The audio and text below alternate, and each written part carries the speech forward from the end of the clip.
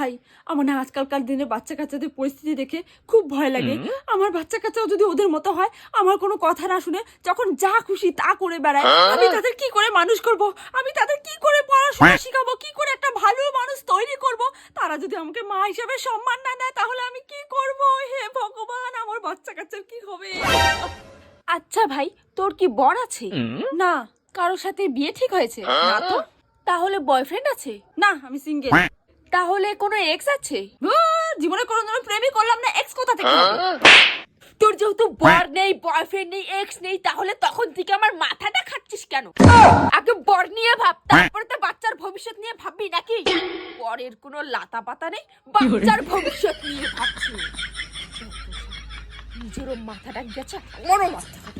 আমি কি এমন ভুল বললাম? বর নেই তো কি হয়েছে, এক না একদিন তো হবেই, কিন্তু বাচ্চার ভবিষ্যৎ নিয়ে তো আগে চিন্তা করতে হবে।